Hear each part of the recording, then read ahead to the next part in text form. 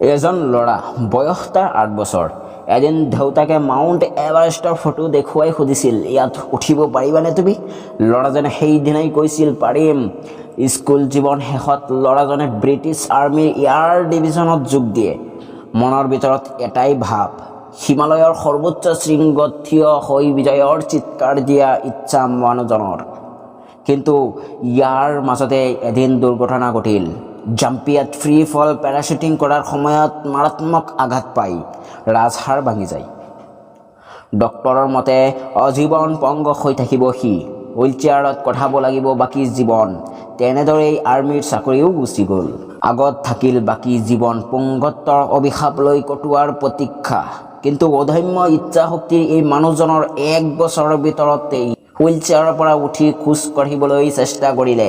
এদিন খোজ কাঢ়িব পৰা হ'ল, লাহে লাহে দৌৰিবলৈ আৰম্ভ কৰিলে। ডক্টৰৰ সকলো ভৱিষ্যতবাণী মিছা বুলি প্ৰমাণ কৰিলে সেই মানুহজনে। তেনেদৰেই সুস্থ হোৱা মাত্ৰ 6 মাহৰ মূৰত 23 বছৰীয়া মানুহজনে মাউণ্ট এভাৰেষ্ট জয় কৰিলে। জানেনে, আমি সকলোৱে মানুহজনক চিনি পাওঁ।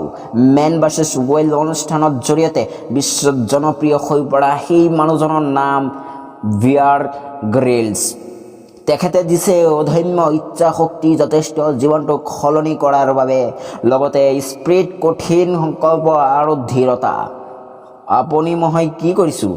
জীৱনত এটা দুটা ধুমুহা আহিছে আৰু পাতল পখিলা এটাৰ দৰে উৰিছোঁ। কিছুমানে চাকৰি পোৱা নাই অথবা ব্যৱসায় কৰি কৰি ক্লান্ত হৈ পৰিছে। কিছুমানৰ গাৰ্লফ্ৰেণ্ড এৰি গুচি গৈছে, কিছুমানৰ পত্নীয়ে ডিভোৰ্চ দিছে, কিছুমানে ছুইচাইডৰ কথা ভাবি থাকে। বাছ এইখিনিতেই হাৰি গ'ল আপুনি।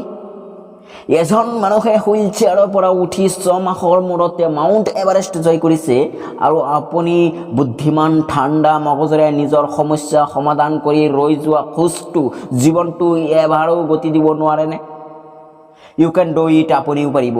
যিদৰে জুইত হাতখন সোমোৱাতে আপুনি হাতখন আঁতৰাই দিবলৈ শিকিছে, যিদৰে কষ্ট লৈও হাঁহিবলৈ শিকিছে, যিদৰে এই ভিডিঅ'টো আপোনাৰ মনত এক শক্তি অনুভৱ কৰিবলৈ শিকিছে, আকাশৰ তলত প্ৰচণ্ড ৰ'দত ঘূৰি ফুৰা কশ্যৰোকা ভাঙি যোৱা এই মানুহজনৰ দৰে আপোনাৰ মনত লুকাই থকা মানুহজনক উলিয়াই লৈ আনক। চেলুট, 100 বাৰ চেলুট পৃথিৱীক এটা সুন্দৰ জীৱন উপহাৰ দিয়াৰ বাবে।